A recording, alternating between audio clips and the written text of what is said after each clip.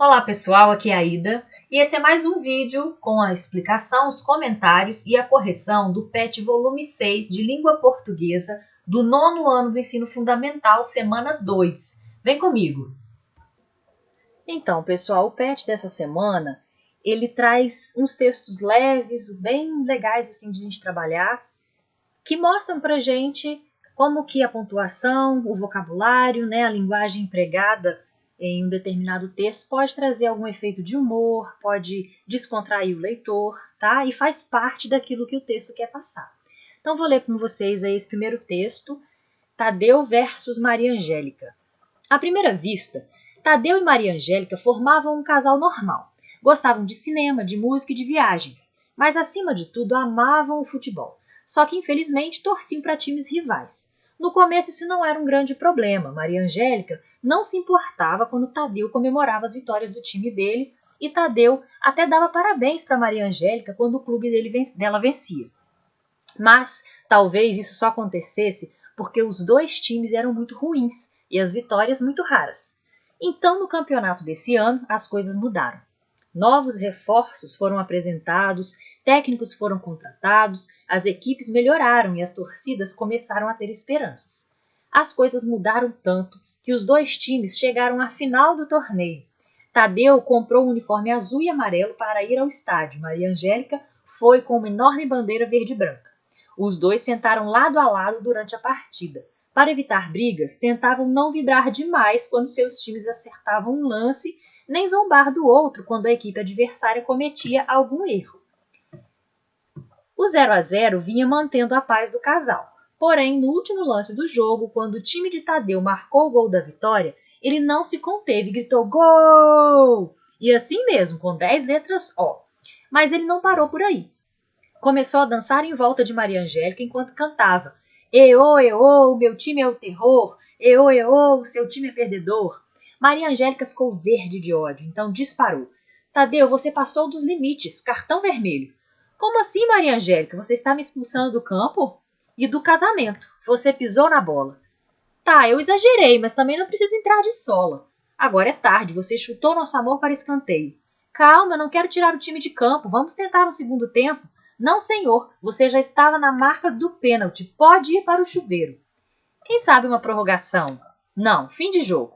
Tadeu sentou na arquibancada, apoiou a cabeça nas mãos e disse: "Tudo bem, Maria Angélica, se você quer que eu pendure as chuteiras, é assim que vai ser. Mas isso me deixa muito triste, porque a gente fazia uma tabelinha e tanto. Eu acho que você bate um bolão e sempre que eu chegava em casa corria pro abraço. Sabe, eu vestia a camisa do nosso casamento, eu jogava por amor." Aquela declaração deixou os olhos de Maria Angélica encharcados como um maracanã sem drenagem. Então ela jogou longe sua bandeira e pulou sobre Tadeu, como se ele tivesse marcado um gol decisivo. Tadeu olhou fundo nos olhos de Maria Angélica e com voz emocionada cantou: "Eô, eô, nosso amor é um terror." Tadeu, foi a coisa mais linda que alguém já me disse. Então os dois beijaram-se, fizeram as pazes e viveram felizes para sempre. Ou pelo menos até a próxima final de campeonato. Então tá aí, pessoal. Essa é uma história bem humorística aí, né? Que conta um pouquinho sobre o relacionamento da Maria Angélica e do Tadeu. Vocês vão ver que eu destaquei algumas palavrinhas, algumas expressões aqui no texto que vão nos ajudar a compreender algumas coisas que vão ser perguntadas lá, tá? Nas questões seguintes. Então depois a gente volta aqui para ver por que eu destaquei todas essas expressões, ok? Vamos à primeira questão. Como inicia o conflito da narrativa? Então vamos refrescar a memória. O que é um conflito? O conflito é um elemento presente no texto narrativo, tá? Os contos sempre vão ter conflitos, por quê?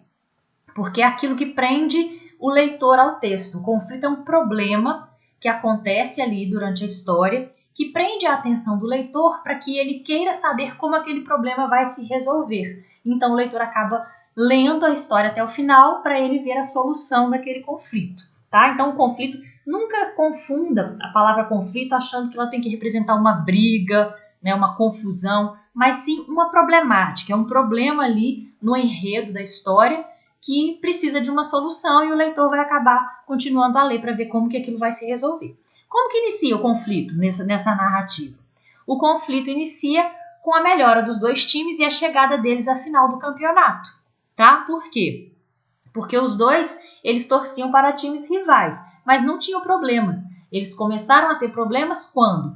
Quando os times melhoraram e chegaram à final. E aí sim, os dois times iam enfrentar um ao outro ali, e isso ia ser um problema para eles, ok?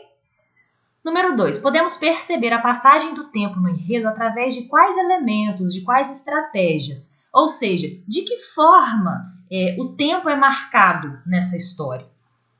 A marcação da passagem do tempo no enredo se dá através de expressões como no começo, que indica tempo anterior ao campeonato desse ano, então no campeonato desse ano, durante a partida, no último lance do jogo. Então essas expressões indicam o decorrer da história durante o jogo.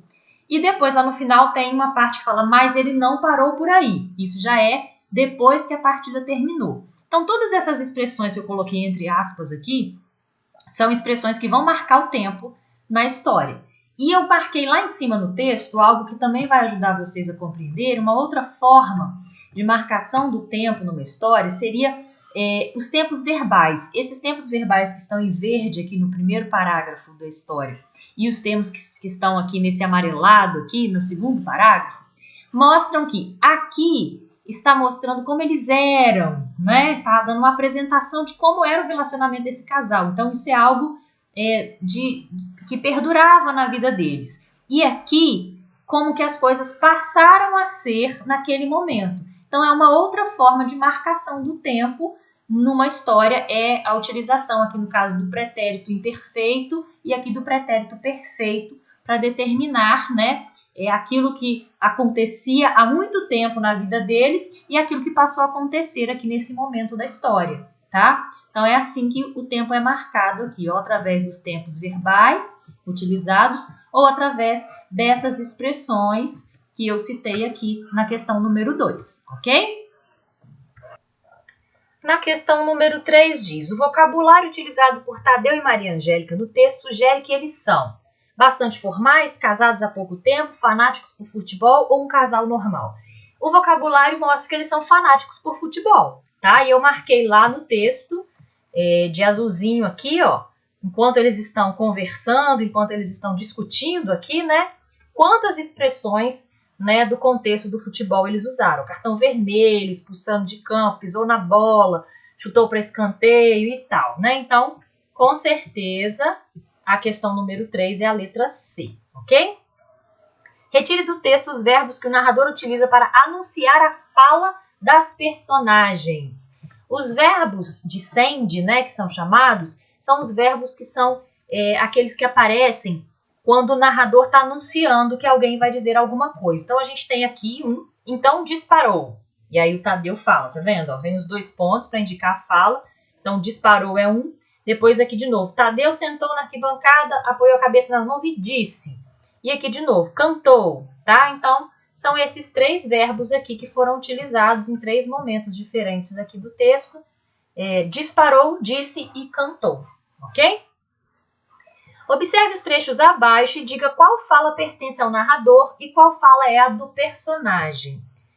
Vamos ver. Para evitar brigas, tentavam não vibrar demais quando seus times acertavam um lance. Claramente, isso aqui é uma fala do narrador. Por quê? Está contando o que estava acontecendo entre eles. Isso aqui não é a fala de um personagem com o outro, né? Já que gol é o personagem, quando o Tadeu grita lá, gol. Então, letra A é fala do narrador e letra B é a fala do personagem, ok? Seguindo, então, na atividade 2, a gente tem um outro texto, também um texto bem divertido, bem humorístico, que trabalha um pouquinho aqui com a linguagem, com colocação pronominal, com variedade padrão da língua, tá? O título do texto é Patos. E a gente pode observar uma coisa interessante nesse texto, que ele não tem aqui narrador. Você vai ver que todos os parágrafos do texto começam com travessão, porque ele é um diálogo, ele é uma conversa entre 2 personagens o tempo todo. Não tem interrupção de narrador aqui para contar o que está acontecendo, não. A gente entende o que está acontecendo só mesmo pelo diálogo, tá? Então vamos lá. Me disseram-me, hein? O correto é disseram-me, não me disseram. Eu falo como quero e te digo mais, ou é digo-te. O quê? Digo-te que o ti e o você não combinam. Lhe digo? Também não. O que você ia me dizer? Que você está sendo grosseiro, pedante e chato, e que eu vou te partir a cara. De partir a cara? Partir a sua cara? Como é que se diz? Partir-te a cara. Pois é, parti-la-ei de se você não parar de me corrigir, ou corrigir-me. É para o seu bem. Dispenso suas correções. Vê se esquece-me. Falo como bem entender. Mais uma correção e eu... O quê? O mato.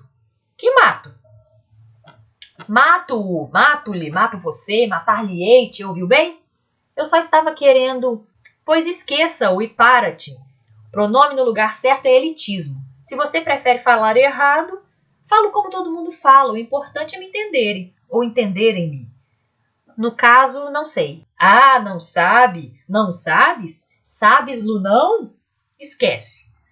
Não, como esquece? Você prefere falar errado? E o certo é esquece ou esqueça. Ilumine-me. Me diga. Ensines-lo-me. Vamos. Depende. Depende. Perfeito. Não sabes. Ensinar-me-lo-ias se o soubesses, mas não sabes-o. Está bem, desculpe. Fale como quiser.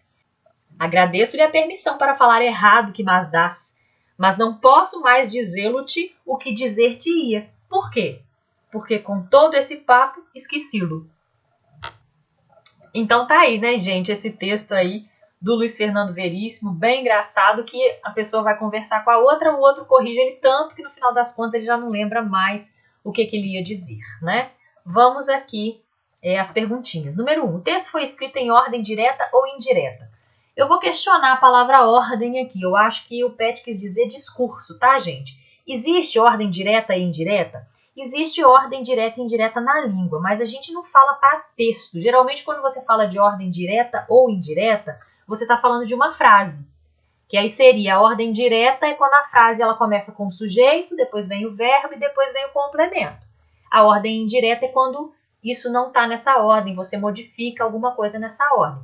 Mas a gente não usa isso para se referir a um texto inteiro. Aqui eu acredito que está perguntando se o texto foi escrito com discurso direto ou discurso indireto, tá? E aí a resposta vai ser, o texto foi escrito no discurso direto, pois as falas das personagens aparecem exatamente da forma como foram ditas e são introduzidas por travessão. Então vamos relembrar aqui, ó, o discurso direto é quando aparece lá ou travessão, ou em outros casos pode aparecer entre aspas, as falas, e elas estão ali exatamente a frase que a personagem falou. Já o discurso indireto seria se o narrador estivesse reproduzindo aquilo que foi falado, ok? Número 2. Há um narrador no texto? Por quê? Não há narrador, porque o texto é todo construído apenas com o diálogo, com as falas das personagens, sem narração dos fatos. Eu já tinha falado isso para vocês lá no início, antes de ler o texto, tá? Qual a pontuação predominante nesse texto e por quê? Consequentemente, como é um diálogo, a gente tem a pontuação predominante aqui é o travessão. Todos os parágrafos se iniciam com travessão, pois se trata de um diálogo, tá bom?